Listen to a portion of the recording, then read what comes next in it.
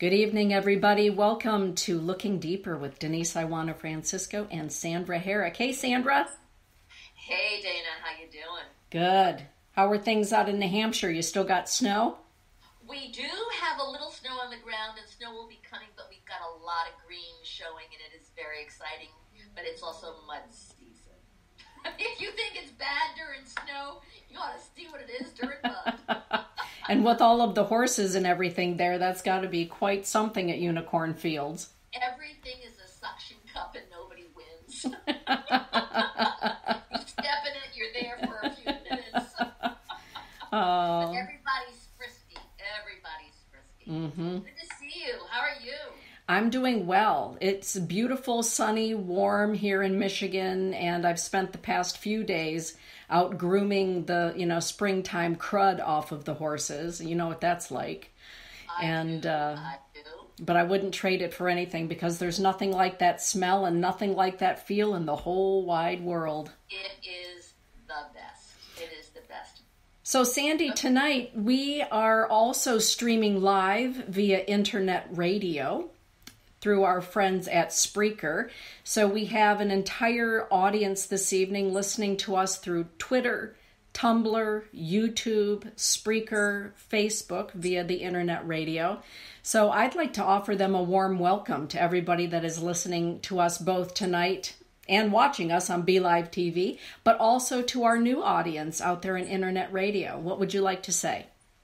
Well, first of all, I'd like to say that this is an incredible opportunity to have the honor of being chosen or being selected and to offer the invitation of you into our homes, into our practice, into our relationship, and to also be welcomed into your lives. Mm-hmm. And to know that this is something that it is so incredibly exciting that it's no longer just a singular thing. It's a conscious group that's gathering, a selected group that really does want to know more, feel more, and be more. So thank you for choosing us because you always have a choice. And I hope we start a beautiful relationship from tonight on. Excellent. So welcome. For those of you that have been joining Sandy and I both on internet radio and or now BeLive TV for these past 10 years, you know that it is customary for whenever Sandy and I do our work together, that Sandra brings us together with a bit of a centering to bring us into sacred space before sacred conversation. Sandy, would you do us that honor? It would be my honor and my privilege. Thank you. So the way I do this, everybody, is to ask you all to just find a quiet place, to just find that place inside yourself. If you would like to close your eyes, fine. If not, fine. If you would like to listen to my words and my voice, listen to the sound of it, if that is harmonious with you. If you listen to the words and the articulation of them resonate with you, please bring the meaning of it deeper inside you. This is something that is absolutely spontaneous. It's not planned. And so that means that as we gather, we start to collect the energy that is interesting you to give us the guidance to be with you. So here we go. Big, deep breath. I like to close my eyes for this and ask Spirit to bring this incredible circle that is gathering into the formation of sacred, whatever sacred means to you. To bring us together in the absolute understanding and respect of love of mankind, love of humankind and womankind. That as we are here, we gather all the different faiths and beliefs in the dignity and respect of community, communion, and conversation. That Dana and I are here as a conduit, as individuals that serve, live life to the fullest, and welcome all to gather in this circle to expand your soul, to heighten your consciousness, to share in your spirit, to be listened to as well as listen. That this is an opportunity for us to be on a level of consciousness that it is so called to all to start collaborating with, affiliating with, and being able to find each other so that there is a familiar, there's a like kind, and there's a willingness to bring healing to our planet, to our universe, and to the individual. So welcome to our show, and welcome to our conversations, and welcome to getting to know us as we get to know you. And thank you for being part of taking a deeper look. Okay, open your eyes when you're ready. Deep breath. And here we go. Thank you for that, Sandy. Thank you, Dan. Good evening, everybody. And for those of you on Be Live TV that are watching Sandy and I live right now, if you would care to like and share the show, that would be fantastic if you are so inclined. Sandy, last month when we began our new show, we were talking about the death of a parent and how our life is impacted by the passing of a parent. And this month we decided that we would take it a little bit further and not only talk about the death of a parent, but what are the family dynamics of death, and particularly the death of a parent, and then how do the dynamics shift and change and sometimes completely fall off after the passing of a parent. Have you experienced that yourself? Yes. And two things. My computer is telling me I'm almost out of battery, so I'm going to take 3 minutes or and a half and get my computer after I say what I'm going to say. And if you would be so beautiful and entertaining everybody while I do that, I apologize. How I experienced this personally was especially when my father passed away, and that was in 1990. And in his passing, there was this incredible opportunity before he passed for me to talk to him and to my mother individually because they got divorced. And to my father, knowing that he had a heart condition and that it was a tick-tock in his life, it's like, Dad, do you have a will? Yes, I have a will. Well, is your will legal? That's very rough. And I said, well, if you want to leave things to Mommy, you're no longer married, and so you need to rewrite it. And she's my wife. She's always been my wife because his will was to my wife. I said, okay, fine, but I don't know if that's legal. Then I went to my mother and said, hey, Mom, Daddy wants to leave you everything. Have you talked to him about his will? And she goes, well, it's up to him. He has to do what he needs to do. He said he'll take care of it. He'll take care of it. And I said, well, you know how he doesn't take care of things. You got to take him for the way you know him, not the way you want him to be. And so she said, well, we'll see what he does.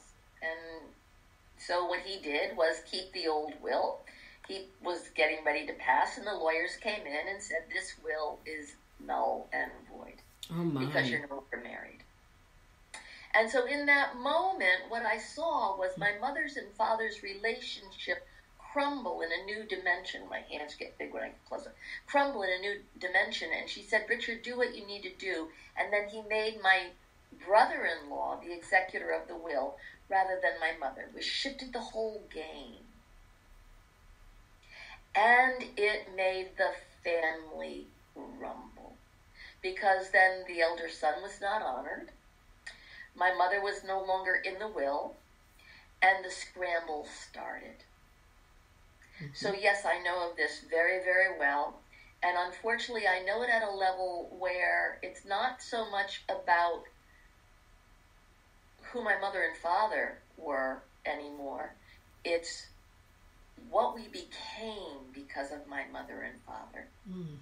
And because of who they were and weren't with each other, how we all had to scramble and see what became greedy and what became competitive and what became humane in our family. And it was a very long struggle. And sad. To this day, 20 some odd years later, there is still that place of who got the family ring, the wrong person. How about you? Well, in my practice, I've had, numerous occasions with people that, again, the death of a parent was that I'm never going to fight over money. I'm not going to fight over mom and dad's will. I'm not. Sure. And yet when it came down to who was getting mom's diamond pendant, all of a sudden no longer is anyone speaking. Exactly. My father's diamond ring. Mm-hmm. Been there, done that, it's over. Yes. And I remember with one pair of ladies in particular, sisters who came to see me, who literally were fighting over a single item that belonged to their mother, to the degree that they were not even speaking to one another, except that they wanted me to decide the course of what was right. And I looked at the both of them and I said, well, for me as a human being, it's sad that the three of us are sitting here looking at one another, and what I am hearing is that the full culmination of your mother's life story broils right down to a single necklace that what you're telling me cost her $20 at JCPenney 30 years ago. Right. And they both looked at me like, that's not what we wanted to hear. We wanted right. you to decide, but I'm smarter than that. So Exactly. And so for me, since my father's passing, the dynamics of my family really has remained the same since just before my father passed. So sometimes in the passing of a parent, the dynamics shift and change prior to the passing. Because impending death can also shake up family dynamics. Yes. So I'm going to have to run and get my computer. Okay. I apologize, everybody. For me, go for it.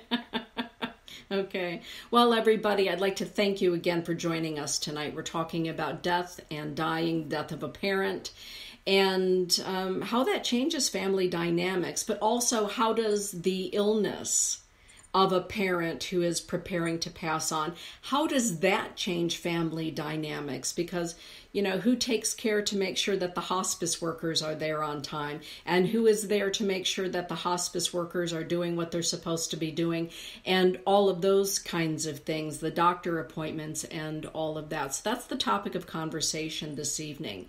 And as you know, when Sandy and I do a show together, when I'm doing a show by myself, the show is really very conversational. So for those of you on BeLive TV that are watching us right now live, if you have questions, if you have comments that you would like to share, Sandy and I both welcome comments and questions and, your own personal experiences. This is how we have really great and good conversation about subjects such as this. And yeah. Oh, here comes Sandy. Oh, hang on. Okay. Okay. Sorry. That's okay. I love live TV. Here she is. I was inviting people who are in the BeLive stream to go ahead and comment, to ask questions while you and I are speaking. Let's talk about, if we could, in the beginning of things. Oftentimes, not always, but oftentimes there can be a lingering illness that a parent is undergoing, perhaps a diagnosis of cancer or stroke or those kinds of things. And we see a jostling about for, well, who's going to take care to make sure that the hospice worker is doing a good job?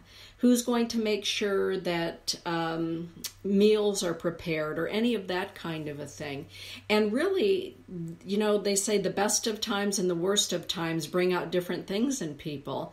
But anytime there's trauma and anxiety is when we really get to the depth of who we are as people and, what we see in one another. What are your thoughts about that, Sandy? How different people react?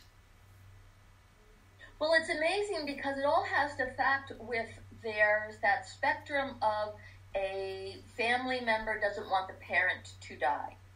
So there's the child that cannot relinquish the loss of a mother or a father. Mm-hmm. And so there's that displacement, there's that irrational, they need to live forever. What will I do without them? Mm-hmm. There's also the child that says, good riddance, I'm done. I can't wait for it to be over. Mm-hmm. And that I prayed for them to die when I was young. So, prayers are answered. Or Mm-hmm. I prayed for them to die when I was young. Is it my fault they're dying? Mm-hmm.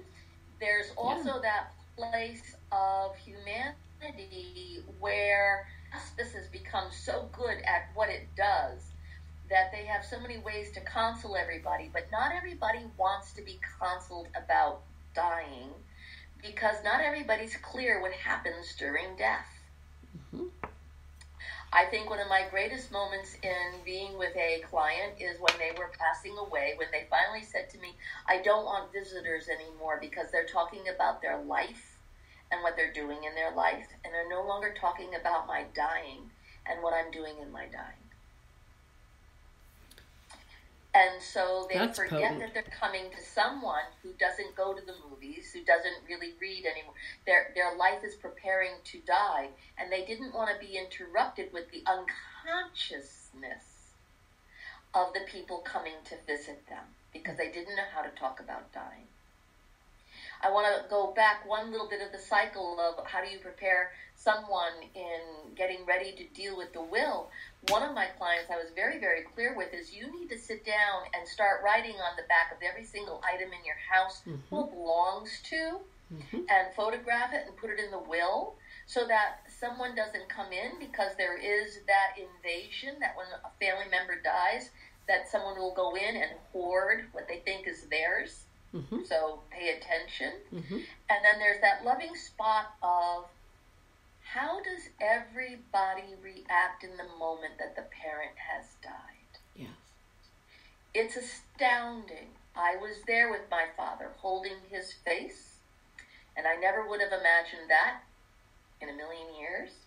And I was absent of my mother for years before she died, and I never would have imagined that. So it's amazing how the surprise of our life brings us to the end of a parent's life that may look different than who we are as a child that we expect or what we deem as absolutely finite. And that makes me want to cry because human nature brings us to places that are different throughout our lives than we expect in our innocence as children, to the revealing how incredibly chaotic life makes us feel as we're growing up and becoming adults. Absolutely. How do you respond to that? Well, I like the practicality that you brought up about passing and, having a will, having power of attorney, power of medical, and really thinking about those things. For myself, my medical power of attorney, the person who will say, if it needs to happen, that, we just need to pull the plug on this because she wouldn't want to be this way, is Darlene. Right. My friend Darlene. Because for me, I do not want that choice or that responsibility to be weighted onto my husband Todd or to either of my children, any of the children that may have to make that choice. And so in talking to Darlene, hey, Dee, would you be willing to be the person? And she said, well, I'm the one that takes you to the hospital every time there's a there's a crisis. We joked about it because that's what you do oftentimes when you're talking about something like that. Right. But when it comes right down to the brass tacks of things, I've made the choice, and everyone knows it. Now everybody really knows it. That when that decision is made, it won't be by a family member by design. It will be made by Darlene. And she feels she's ready. Intelligent. Yeah. It's being practical about it. And I do realize then what burden that places on her as my dear friend. And yet at the same time, our friendship is such that she is willing to take that on. That's really big. It is so important to talk to the people that you're asking to participate with you in the process of your completion with life. Yes. Because, I'm in the business for a really long time, and I was very active with the AIDS community back in the 80s. And so to be a part of the surprise, first of all and foremost, that AIDS was killing people, and to know that if you had AIDS, it wasn't you're sick, it's you're dying. Mm-hmm. And to be able to counsel people that, I think it was better to say than counsel them, to journey the experience with them, because you already knew that this was something that was going to surprise me because there was no cure, surprise me because it made I had to really know what I believed, even if I wasn't understanding what I was believing, and also to ask them to journey and share with me their journey of how death brought them to the edge. Wow. And that was an education that started, each person dies individually. I've done funerals for children. I've done funerals for my grandmother, my grandfather, so family members, and for people who wanted me to do it. And there's a place of knowing when someone passes, it's as absolutely as unique as one is born. Yes. Nobody dies the same. And the family that gathers, you have a history now where when somebody's being born, everybody's waiting to see you. And when you're dying, the expectation is very dramatically different. And the love, I think, that we need to talk about is, how is it present, or how does it finally just show up or not ever show up, and what do people do with that? My father's passing became an active filter of pure love. It smelled clean when he passed. It had fragrance. And again, the surprise that there was no death in my father's dying, but his body was done. His body, and it was just so done. That's all I could think of. That's done. He wasn't going to wake up. He wasn't going to roll over. He wasn't going to yawn. Done. But his spirit elevated instantly, and the hospital felt it. They talked to us about it. So there's a beauty that I would like to ask everybody to be certain not to miss when somebody's passing. But not everybody passes lovingly. Have you ever known of anybody that's gone kind of with the hesitation of, oh, I didn't like that? Absolutely. There are times when a parent can pass and they're not ready to pass. And there are different reasons why sometimes people, parents, aren't ready to pass. Some feel as though they still got some living to do, and they are being cheated out of more adventure, more fun, more learning, whatever it is, more hugs from their grandkids and their children. And there are those that are afraid to pass because they're not quite certain what awaits them when they leave their physical body. My last client for the evening, we had a beautiful conversation about this very thing. What happens when somebody feels they're not finished, but the body is saying, oh, you were done a long time ago. We've been keeping you alive by sheer will and determination to keep this old jalopy going. And are there people in the room that are holding space for somebody, but you know what, she could have 5 more days or 5 more minutes, so let's keep her going for those 5 more minutes or those 5 more days, while others are being very realistic about the fact that, you know, it's time for mom to go home. It's time for her to go home. When somebody is afraid to die because they're afraid to meet their maker, or they're afraid to do the life review and have to take a look at some things, that's really personal between them and their maker, I believe. And what I find happens oftentimes is that, as you alluded to earlier, Sandy, it's no longer about the fact that our loved one is dying. It's how is it affecting me? Right. And the person who's going through this transition and transformation can become lost.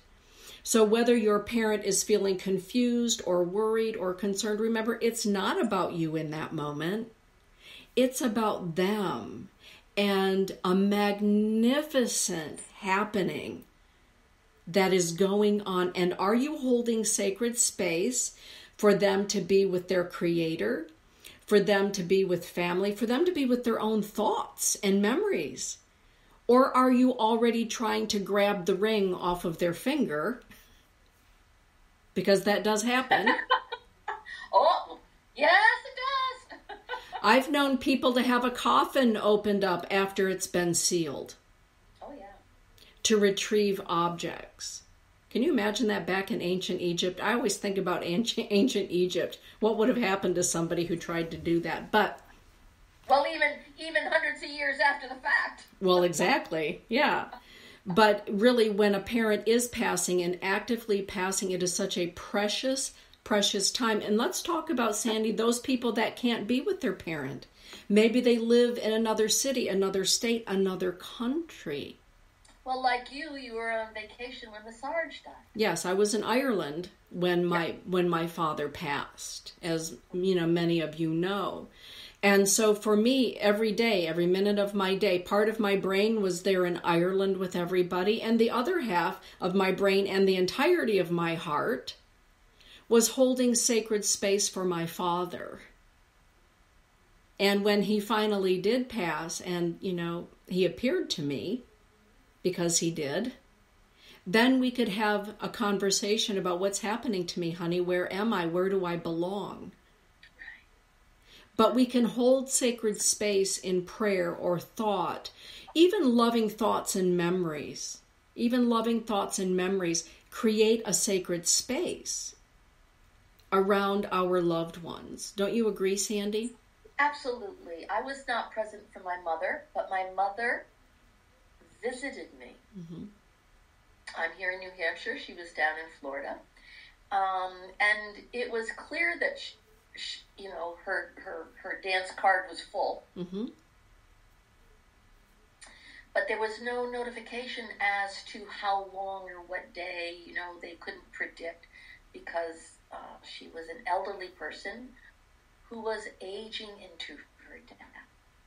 Wow. Did we freeze? No. Oh, there you are. Okay. And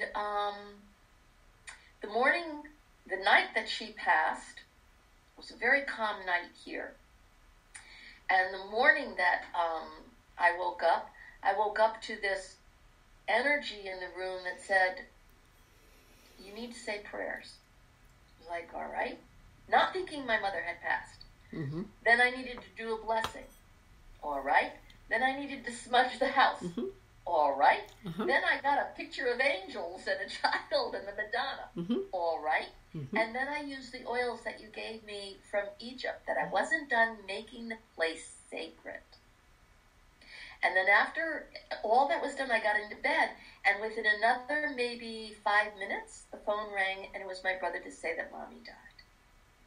So it's interesting how there was some need for me to pay attention without any conflict or doubt, or even, what do you mean? It was like, do it, yes, sir. Mm-hmm. Because something in my mother coming here, there was several layers of protection for her, for me, for the love, for the history, and for the completion. Mm. See, that even brings the hair up and the goosebumps right there. My mother was so ready to be complete with being a mother that she came in and it was like, cut the cords, I'm out of here. Mm-hmm. And it was like asking me for the agreement to never really have to hold her back mm-hmm. or ask for more. Mm-hmm. And there's that place where, when that sacred space is held, it happened for my very, very dear friend Caroline. She was up in Canada, and I was here, and I couldn't get to her. And yet, at 7-something in the morning, I wake up. She had sent me her computer, and I open up the computer, and there's her picture, and I go through all her pictures. for 20 minutes, I closed the computer. I lay down. 9 o'clock that morning, I get a phone call from her brother. She passed. Mm-hmm. Within the time, I opened up the computer and looked at her photographs and closed it. Magnificent. And she's over in BC, and I'm over here on the East Coast. So that sacred space, I'm shivering right now with the beauty of, please pay attention to how subtle the vibration is, and also how blatant the vibration is at times. And if we only go, maybe, but if you go from the maybe to, okay, I agree, I'll be with it, part of that magic happens. Yes. People don't just disappear, they expand. Yes. With my father's passing, I was at his grave at the full moon, December 1st, 1990, because I promised I would be with him the last moment of the night. I did not experience him in his coffin. I experienced him in the moon mist. Right. He was everywhere. Yes. So that love gave me the opportunity to feel like you with the Sarge. There's no time and space. Truly, ever. Ever. Yes. Yeah. And I don't, when we're talking about this, Lady Hawk is in the chat, chatting it up. My dear friend Betty Frederick, who is with her father now in Arizona because Betty's mother passed almost a year ago. And so in preparation for the 1 year in her tradition, and in the tradition of many Native Americans, that 1 year is very, very significant. In the Lakota tradition, we have the Wopila, or the giveaway, after 1 year. And there's a little more time to grieve, and it's allowed to grieve. Here in the West, in corporate America, the grief window slams shut really, really, really, really quick. But when we are with somebody who is passing, whether it's in the hospital, whether it's along the side of a road, because we pass in many, many different ways, to understand that it isn't about us in that moment. It's not about, oh, where are you going, Dad? Where are you going, Mom? It's about how can we best help them to, walk west, to cross over, to pass on, however you describe that. And it is okay, give me your thoughts on this, Sandy. I can't tell you how many times in my counseling practice I hear people say, while Mom or Dad are trying to pass away, they're playing canasta, they're joking about what's going on TV, all of these chaotic things are going on, and I can see that Mom or Dad are anxious in their passing, but I don't want to say anything because it's the relatives, and I think it's okay to say something. We're here in this room because there's something very sacred going on. Death is sacred. It is so sacred. And it is okay to say, maybe you can go watch the Super Bowl down the hall in the family room. Maybe you can play cribbage down there as well, because right now is a very sacred moment. I think what you're saying is so spectacular, because sacred to anyone is different for you. Right. And so to say, why aren't you? And that has happened. Where are you? Yes. Well, somebody said, I don't want to be there for the death. Call me when it's over. Like, oh, okay, fine. And that was great. That was great. Because for me, the sister that said, call me when it's over, I don't like the drama. I was there then for my father in the dimension that our relationship was able to have without the competition or the interruption or the interference. And the people that were in the room, my brothers, my mother, my sister-in-law, we were the ones that were there, but others were doing what they needed to do. And I think it's really important, if somebody's watching the Super Bowl, if the parent liked the Super Bowl. Well, there you go. If they were an Eagles fan and they were passing this year, they were passing really happy because the Eagles were taking it to them. And if they like playing cards, then they're going to be sitting next to you, probably winning the next hand. Yeah. And I think it's very important for everybody to pay attention when there is about to be a loss or the loss has happened, to know that right now, because of what's going on with my generation, the baby boomers, we're falling off the edge. It's like that conveyor belt is just going a little bit faster than I wanted to for some. And yet, we're also shocked at, just like today, or, Valentine's Day with the shootings in Florida, people are dropping dead faster and more vastly than ever before. And the reason why that's kind of happening is because the baby boomers, and because we're connected on the internet, we're all hearing about it. We're all asking, pray for, or wasn't that wonderful, or here are the pictures. So we're all in this incredible dimension where we would only know in an obituary of the local paper. Now it's broadcast across social media in a way that everybody wants to announce, I have lost someone, or pray for someone on their way. Yeah. So there's a very different quiver happening in the opportunity for those that would like to pray for someone dying to join the circle. For someone who is struggling with passing, to pray for the strength of the spirit to fight with its might. For people who lose children, the innocence. It's amazing how we're all affected. We're no longer, can I turn the page to see the obituary? Right. It's in our face. Yes. It's in our face.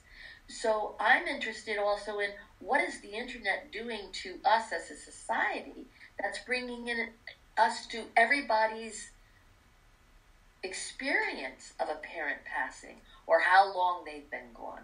I mean, we see it. Oh my God, today's dad's anniversary, and the pictures show up and whatnot. We're in a memorandum in society, asking to love the beloved, right, or to remember the beloved. Right. I mean, that gives me kind of shivers up and down my back with. How do we interact with that? What do we think when we say that? And I'll be very honest, because I do know people go, oh, they lost a parent. I'm so glad I have. But we say that, but we feel it. Yes. Oh, they lost their mother. I'm kind of glad mine's okay. And that's okay too, because that means we don't want to lose them right away. We do want time to love. Right. So, what's the social media doing with you and yours? Because you as a medium, oh my God. Well, yesterday I kind of got on a little bit of a bender on the Mystic's Heart show about how I think there needs to be a Facebook therapist, because some people use Facebook for therapy. Let's just, rather than go to a grief counselor or a psychotherapist, sometimes, frankly, Sandy, it can be too much for people. Yes. It can be overwhelming to know every ingrown toenail that somebody has experienced, compounded by a sore elbow, compounded by blah, blah, blah. So for some people, it can be overwhelming to see a constant stream of in memoriams or obituaries. And so I say to people who are overwhelmed by that, you don't need to follow that person who is continually talking about death. If that affects you in some way, unfollow them. Be intelligent about social media. And, and spiritually speaking, when people are continuously bringing up the death of somebody, on the spirit realm level is typically where I go. And so sometimes I think to myself, sometimes you just have to let mom or dad or whomever just be in their being in spirit, rather than calling them to social media. We could probably do a whole show about that. So I think that we need to be realistic. There are people who will not look at the obituaries in a newspaper because they don't want to be reminded about death. They just want to live. And there are people who want they do want to know who passed on. They want to know all of those sorts of things, and it's all, for me, very individual. But we have to respect how it impacts each and every one of us, whether or not we want to be in the flow of that. We've got lots of really great comments. Jocelyn and Catherine are talking about they've noticed that, the number of people passing right now is just incredible. And Lisa Beldine is bringing up a really great topic here. Lisa is saying, I was with my mom for 3 days when she was passing. It really bothered me, the drama and how you termed competition that went on, like who was grieving and falling apart the most. And those who looked at me like I didn't care because she wasn't, looked at me like I didn't care because she wasn't falling apart. I think that, Lisa, that is such a great comment, because we need to know that people look at death in a different way. Absolutely. People grieve in different ways. And really, I have seen people who come to me that, frankly, some people don't care that their parent is dying. In fact, it's a relief. Mommy dearest is gone, and thank God. And then there are those that seem to think that they're proving their love by being the most grieved, the most dramatic, simply can't pull themselves together, while somebody perhaps who understands the greater picture or just grieves a little more internally is deemed cold. Years ago, a dear old family friend, Jean Soar, said to me, ever since you were a little girl, when my father was in Vietnam, back in those days, the family was always placed near family members in case the soldier didn't come home from Vietnam. So we were living near family friends. And years after that, Jean, who was in her 70s at the time, said to me, you've always been cool as a cucumber in the face of death. And now I understand why. Because you have a different view of it. And she said, it's not that you don't grieve, but you grieve differently than the rest of us. You grieve the physicality, but you don't grieve the soul. So we all do grieve, and some people do compete to see who missed mom the most. Therefore, I get all of mom's pearls, and you can have all of her costume jewelry. Oops. Well, you and I hear this all the time, that we're not talking about anything you and I haven't encountered in our counseling practice. No, or who steals the jewelry. Yes, or who steals the jewelry, yes. Judy is making a comment. That is so true, Denise. Amen. It helps me to know how that person is and just let it go. Yeah, just... Yeah. Well, there's that place of integrity. Yeah. Because the place of integrity is, all of a sudden when somebody passes away, you find out who wants the power. Right. Who's the replacement matriarch, or who's the replacement patriarch, mm-hmm. Who steals it, or who, bickers about it. Mm-hmm. If you want to find out who the family is, wait until a parent dies. Absolutely. And, because then the pecking order starts to shuffle in. Yes. And it's dying is one thing. Being dead is something else. Mm-hmm. And then there's that place of, what does the family become after the fact? And it's astounding to find out that there is not always love at the base of that dynamic. You got it. And so there is a interesting organism that happens. And I think it's important for everybody to know, because when people come to me to ask, in mediumship, what happens? And there's that parallel with you and I when we do mediumship, but there's also that place with me where it's like somebody comes to me and, can you tell me what happened? And it's like, well, damn, you were had. Mm-hmm. Where there's that, who's the bitch in the family? Who's the mother? And who's the one that's the wimp, and who's the one that has to be the saint, and, you know, all these... And let's not forget the black sheep. Who's the black sheep? We both vote on that one. And, you know, and then there's that place of who's the righteous one, or who's the moral one, or who's the one that's going to be, oh, well. And it's amazing, because as I hear myself talk, I can hear people go, oh, my God, that was Joey. Joey is that character. Yeah. Yes. It's practicality of things. Absolutely. And so look at the play that starts to act itself out. Mm-hmm. And for years, I mean, people have come to me and said, could you please tell me, you know, where's the insurance papers? My dad didn't put the insurance paper. Where's it? It's like, I don't do that kind of investigation, you know? Mm-hmm. So the best thing that I could, when we watch a family at the end of a parent's life, is you have to kind of sit back and not expect it to always be loving. Mm-hmm. And not be surprised when it's not. Right. And if it is, or when it is, amen, hallelujah, and bravo, and mm-hmm. I bow. Mm-hmm. Because it's astounding how the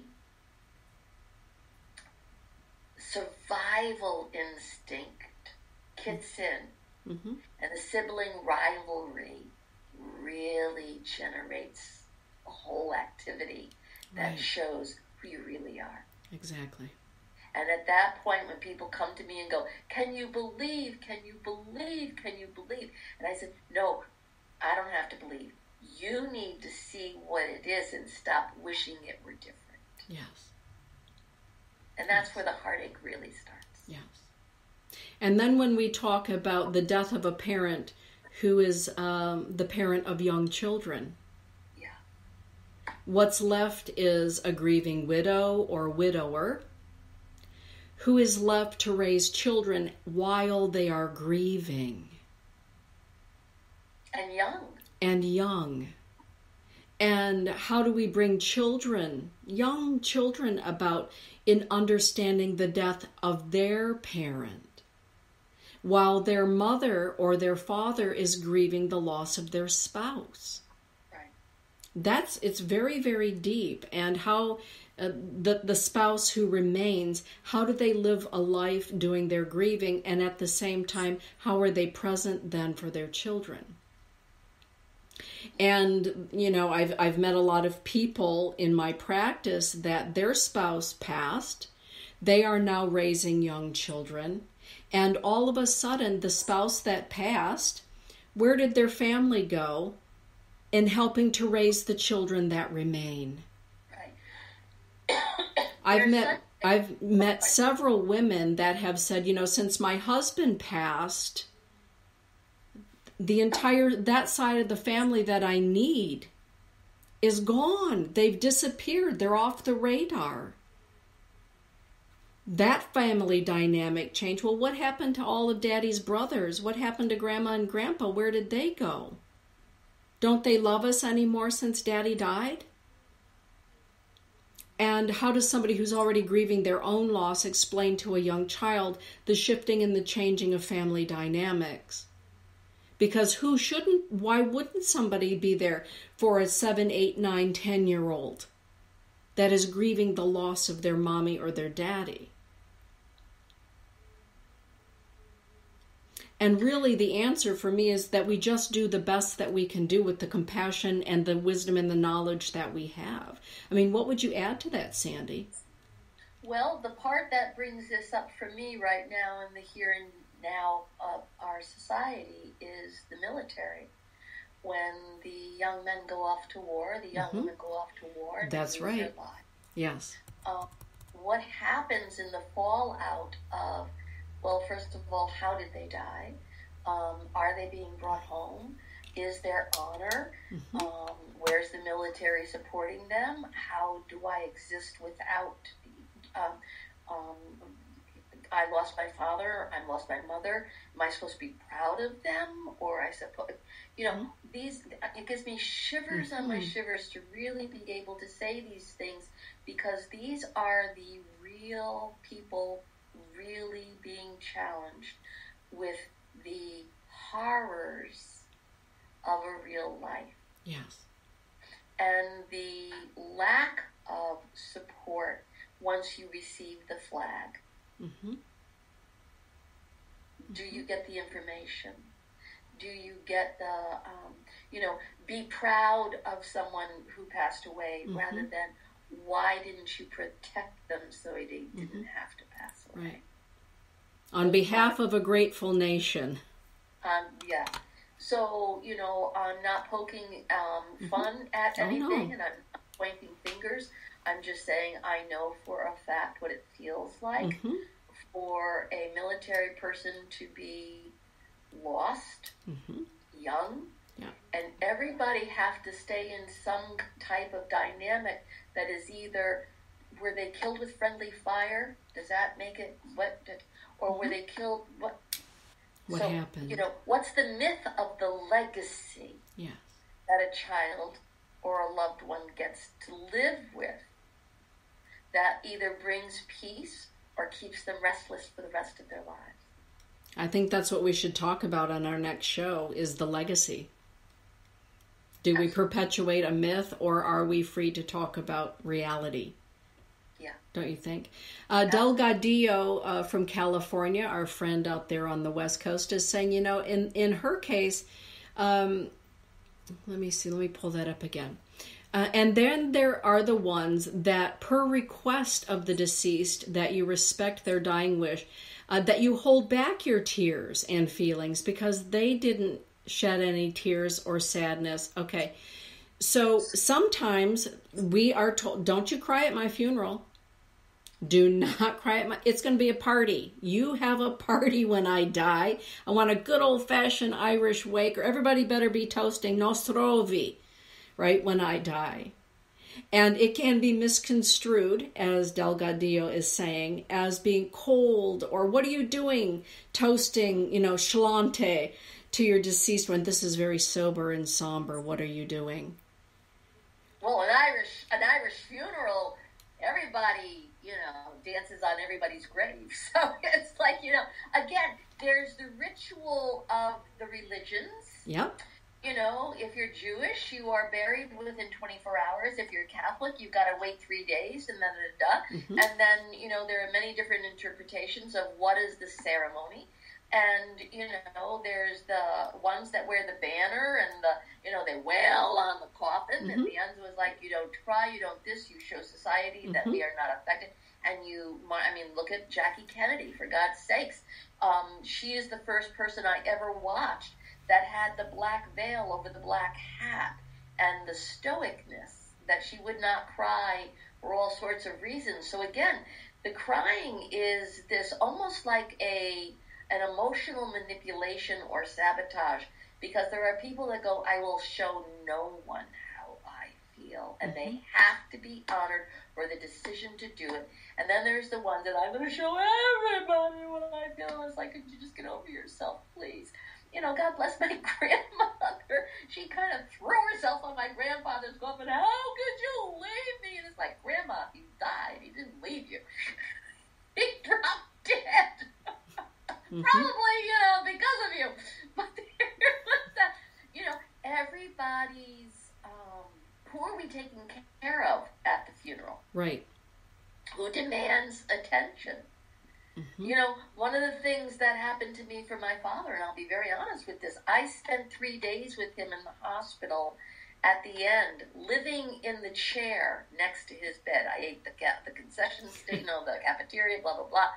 And to me, when he died, then when the rest of the family were coming in, especially the one who didn't want to be there, it was, my brother said, you need to be here so the people, we stand as a family. And what I literally said was, stood where my father was dying. I don't need to stand here to have a family think anything of me. I really don't care. I know where I am with my Father. So there's that place of, and there's no contest of right wrong. There is, I would have liked to have honored my brother, but I didn't need to satisfy my family's, the extended family's,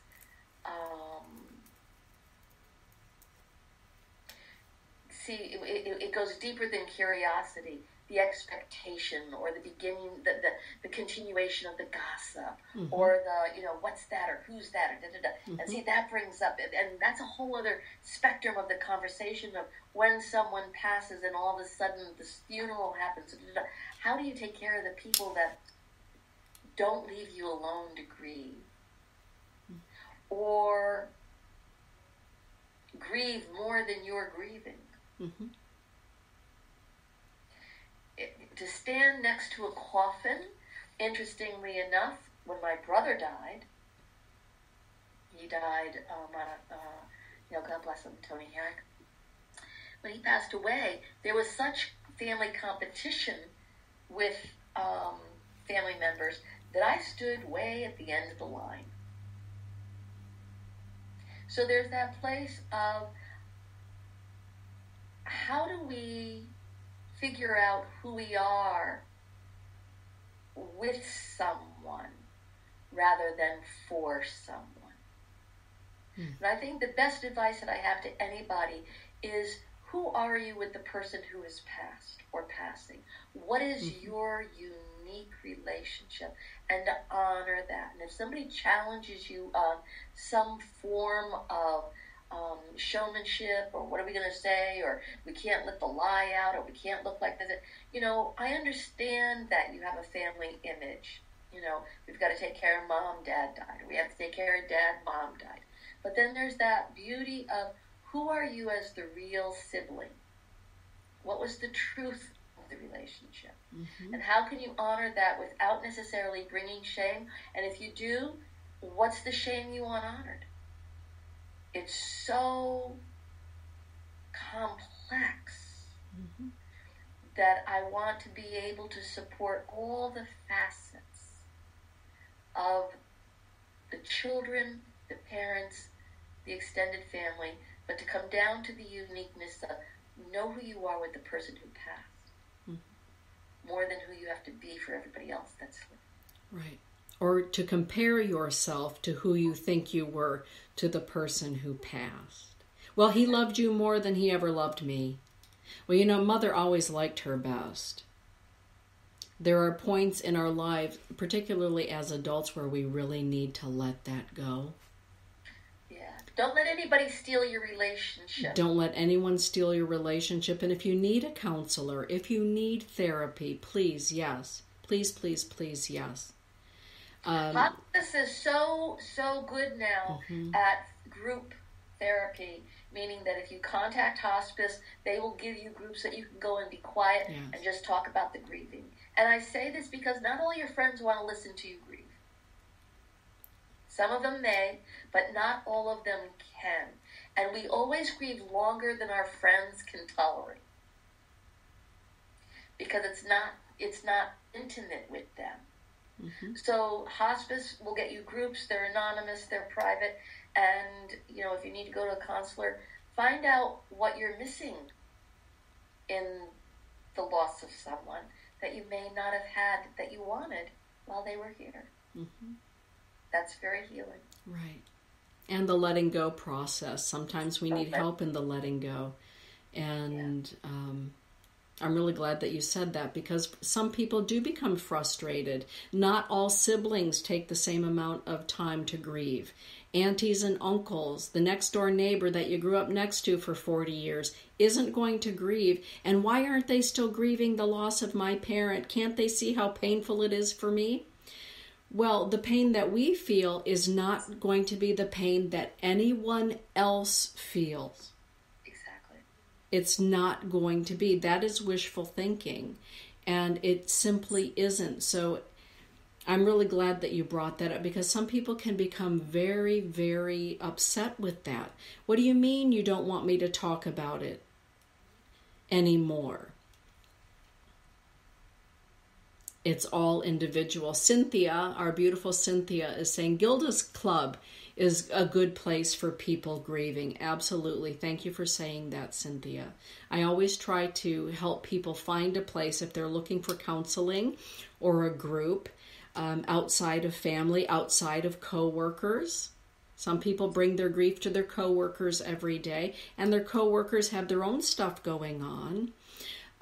There are wonderful avenues, and there's no shame, none whatsoever, in finding a therapist, a counselor, a grief group for anyone.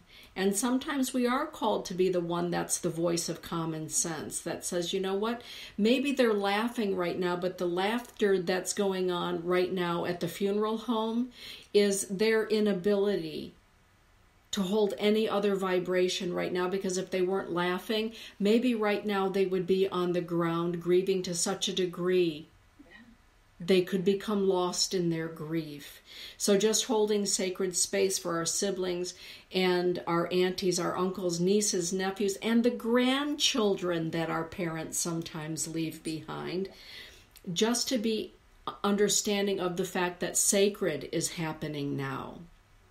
And you know, I want us to say sacred. What does sacred really mean? Because for everybody that's out there listening to us right now, you may not know what sacred means. Mm-hmm. And for me, sacred is not just a sense of having a safe space.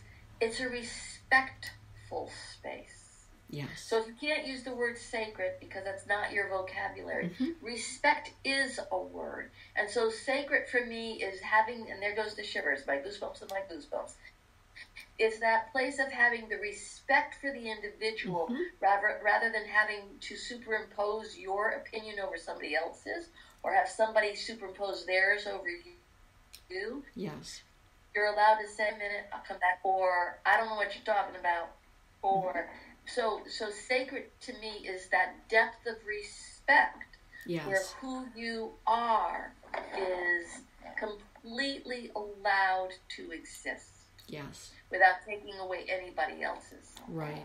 And for me, the term sacred refers to the fact that somebody leaving their physical body is in a state of sacredness. Yes. And, you know, it's sacred for a child to be born. It is sacred for a child to die. And the way that we conduct ourselves is unique, it's individual. Some people they've never grieved before. For some people, the death of their parent is the first time they've ever experienced death. Right. You and I were it's something that we deal with each and every day. But even when our own parents die, there is that thing that happens. And we need to respect that sometimes the death of a parent brings siblings closer. Absolutely. Absolutely. It can bring family really, really close and close-knit and warm and toasty. And let's remember and let's carry on certain traditions and let's all keep this going. And at the same time, the passing of a parent can mean, literally, everybody goes their own way. Absolutely. And that doesn't mean failure of family.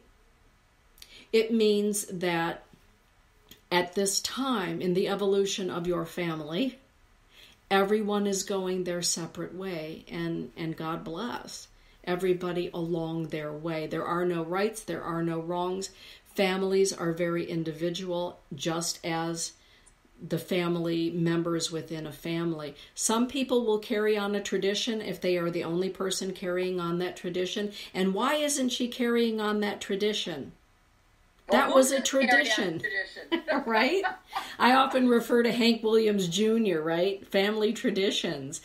We all get to pick and choose what traditions we would like to carry on with. And for some, the death of a parent means that family traditions get to change. We're not all getting together at Grandma and Grandpa's house, Mom and Dad's house, and so that tradition is changing. Well, how come Uncle Jacob no longer comes to the family gathering? Well, he's doing something different now. That doesn't make Uncle Jacob or Aunt Sally a bad person. It means that their time in the tradition is done. Yeah, and I think that's even an issue that we can talk about, because when does death happen to a certain family member when the tradition is, well, I'm getting married and now I have to share traditions with my husband's family or my wife's family, or, you know, and then, well, you know, this always happens at our house. And it's like, how do you choose? You know, death of a parent's idea of life is as strong as the death of the parent at times. Yes. Because all of a sudden it quakes the child from the familiar of this ritual, this celebration is so ingrained as the family gathering that if the family's spread out, and then that is the trademark of, we get to see the parent gets to see the children, and that ceremony is altered, then it's a very important thing to find out, do you choose to continue it, or do you choose to go to the one that says, I'm going to take the right of having it? Yes. And if you're not getting along with the child that wants that, you ain't going. Well, you know, in speaking about that, with the passing of my former husband, who was Ukrainian, my daughter, Elise, well, you know, she's your little mini you. Recently, she said to me, Mom, will you teach me how to cook Ukrainian food? Because I know that you used to cook it for Grandpa. I wanna. Will you show me how to make petahe from scratch? Will you show me how to make the breads and the gravies from scratch in the Ukrainian way? Well, I'm not Ukrainian, but when you're married to a Ukrainian, you learn how to cook Ukrainian food from scratch.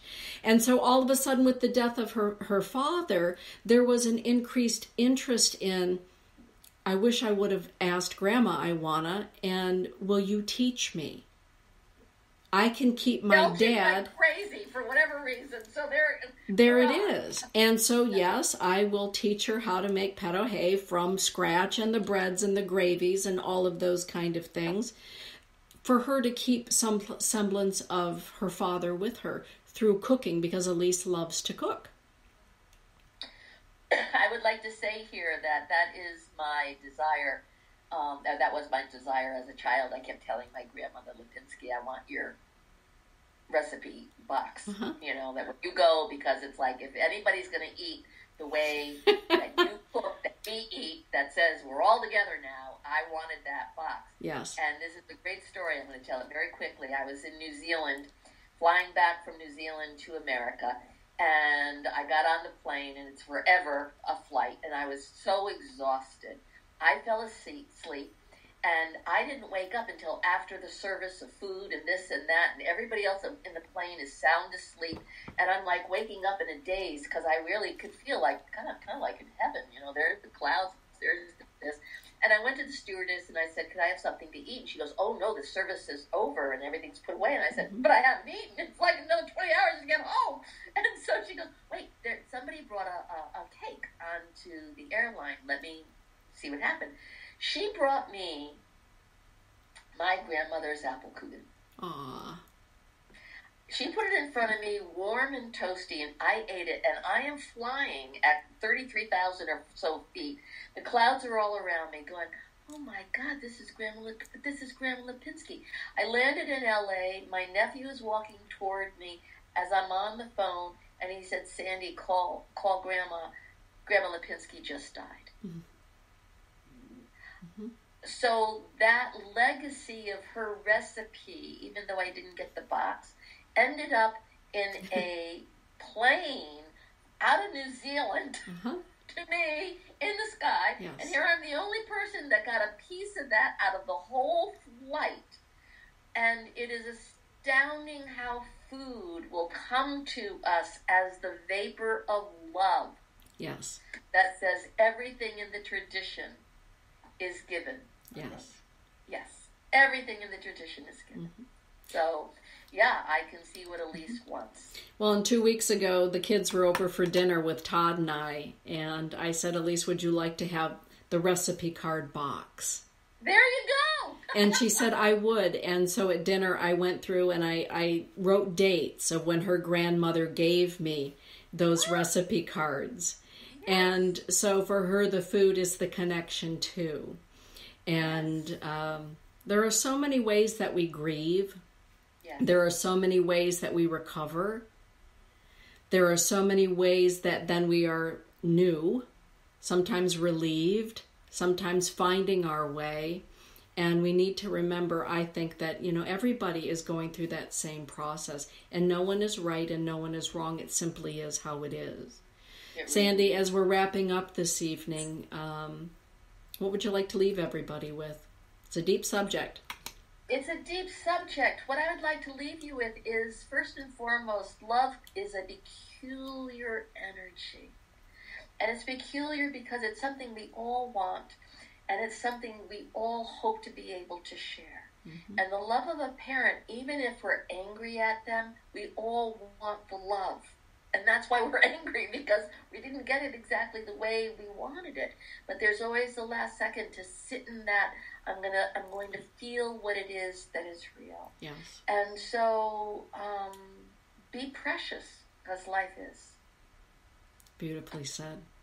With that, everyone, see, even Gabriel agrees. Next month when we are all together, we will talk about legacies.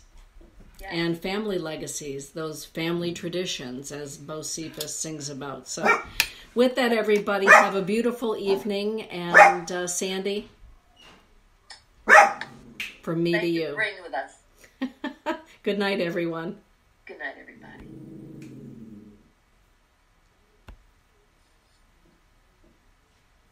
Good one, Sand. Holy moly. That was good.